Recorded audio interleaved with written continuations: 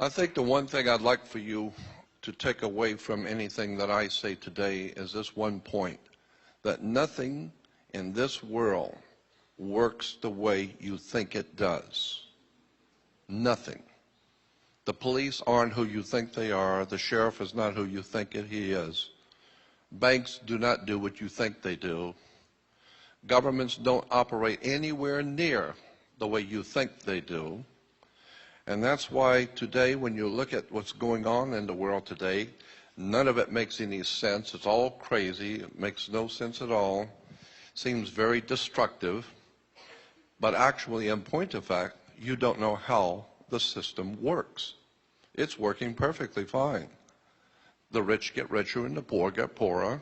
And the people, the masses, are entertained with television and alcohol and drugs, and the wealthy continue to get wealthy, and so it's working perfectly fine once you understand how the world really works, and nothing works the way you think it does.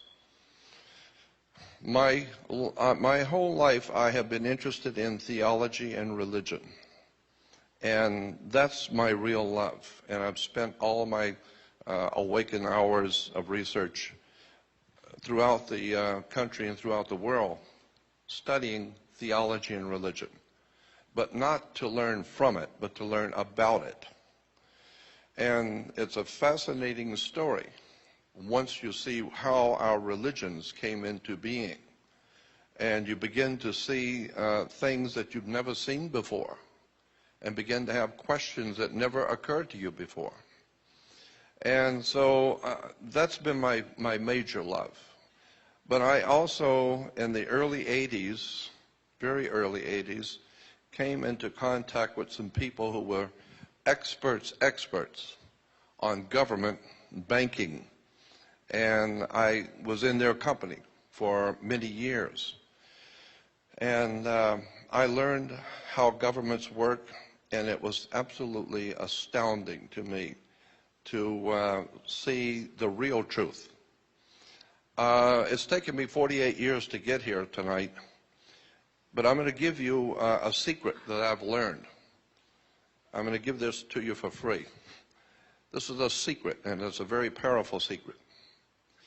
People will always, financially and in every other way, people will always support what they want to hear. They will not support what they don't want to hear.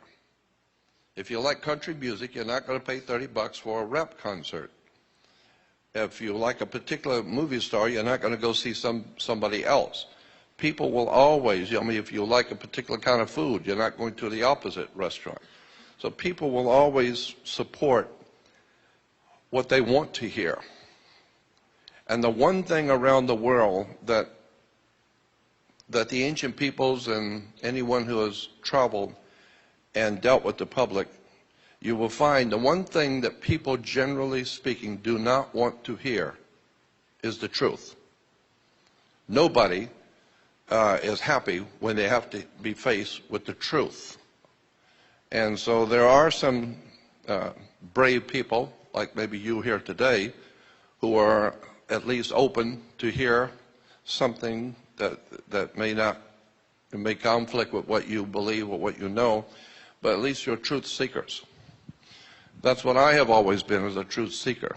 I always say I'm not the world's foremost authority on anything, because I'm at least smart enough to know how much I don't know. But when you begin to break down how government works, banks work, you begin to see a whole world that you've never known. The word I use is occult. Occult simply means hidden. And this is exactly what is going on in the world today. Our governments, banks, institutions of education, etc., are operating on a totally occult or hidden basis. And so what we are told and given to understand is not the truth. Let me give you an example.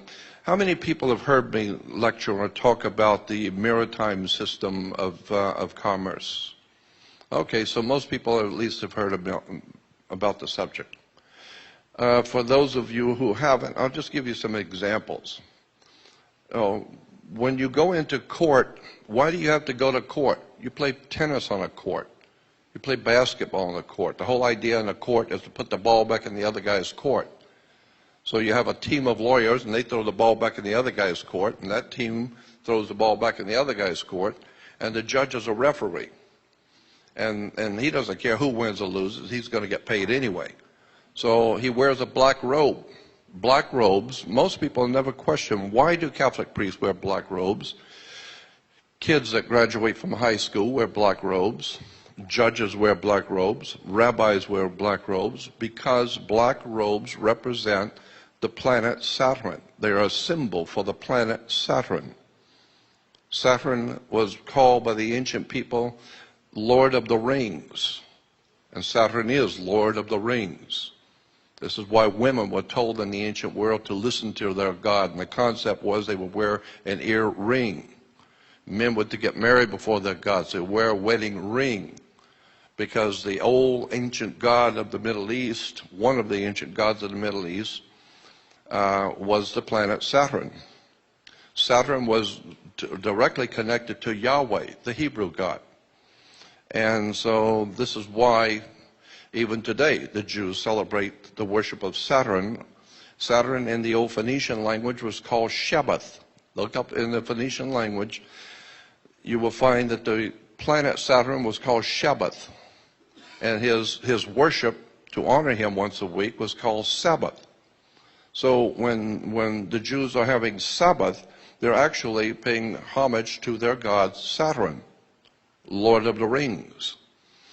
And so when you start breaking down where religions have come from, theologies have come from, the six-pointed star, for instance, is called the Star of David. Actually, it's not the Star of David. All the encyclopedias and reference works will tell you that it's called the Star of Saturn. It is a hexagram. Hexagrams represented the planet Saturn. So, and then when you look at the Christian system of things, the church is a disgrace, in my opinion, period. The Christian church is a disgrace. Everything that comes out of the Christian church in America is a disgrace.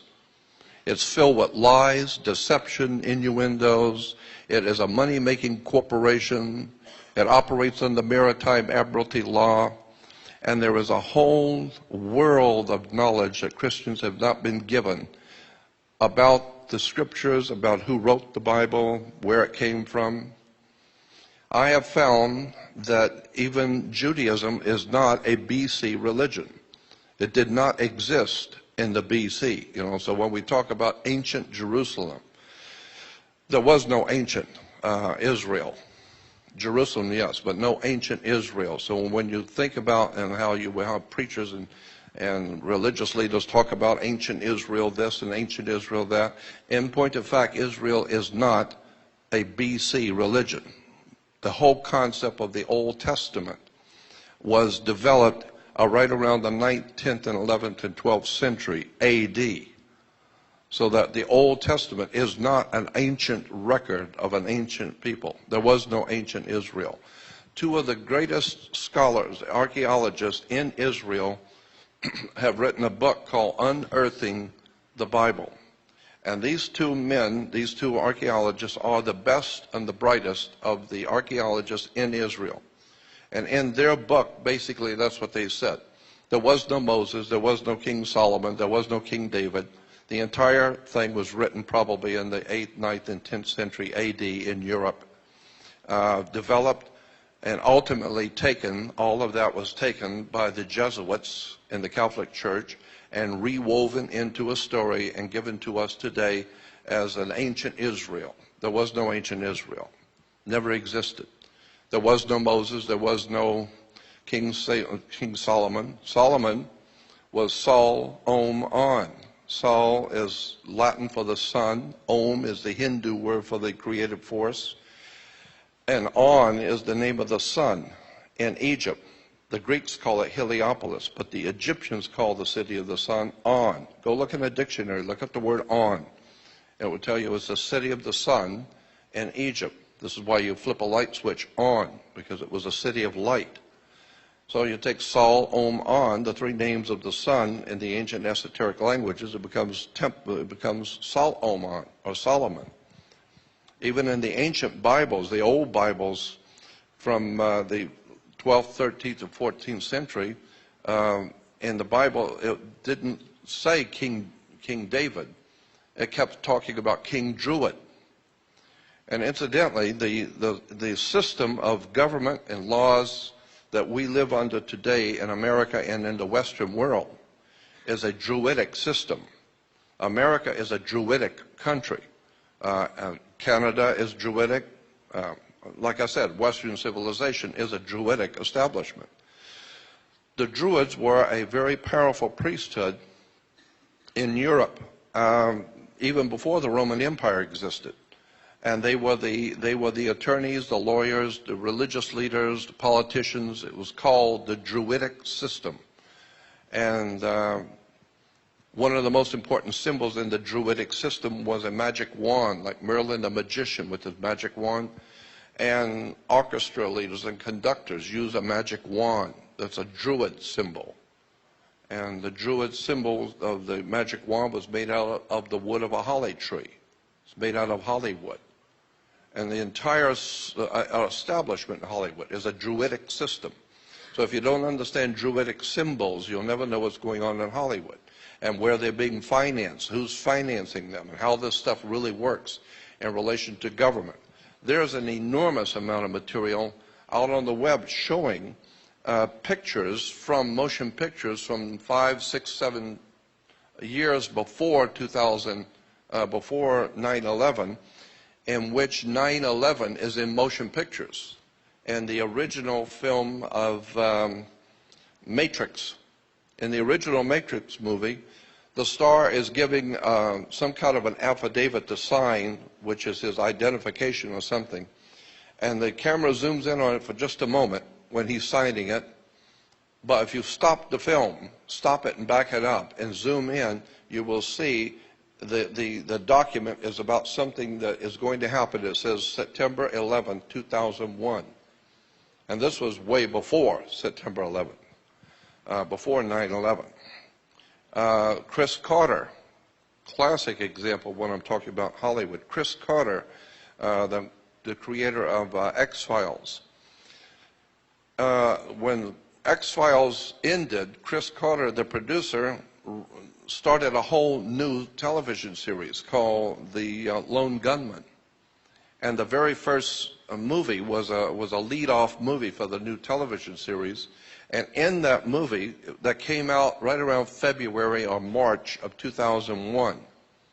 February or March of 2001, Chris Carter's new television show called Lone Gunman was started on Fox television. And in the very first episode, it's talking about how factions within the U.S. government were going to fly 757s into the World Trade Center and knock them down purposely. And in the movie, you're seeing the planes going into the World Trade Center. That was back in, 8 months before it even happened. Chris Carter is telling you something in the movie. And in the movie, they asked, well, why are these people in the government doing it? And one of the guys in government said, because we need to control the Middle East, we need to control the oil flow, we need to have a dominant place in the Middle East so that we can promote wars, which is good for business. And but that's in a movie, and it shows the planes going into the World Trade Center.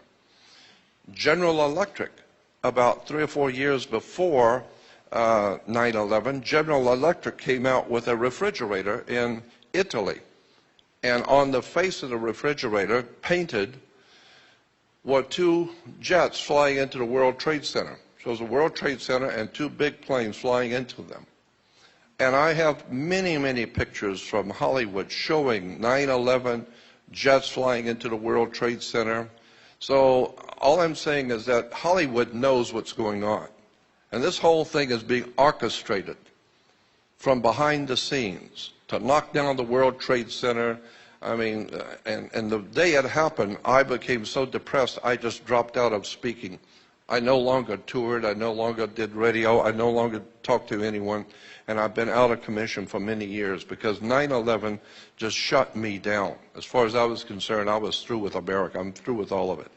Because in any country that can buy 3 high-rises falling down into dust and not ask any questions about that, I just gave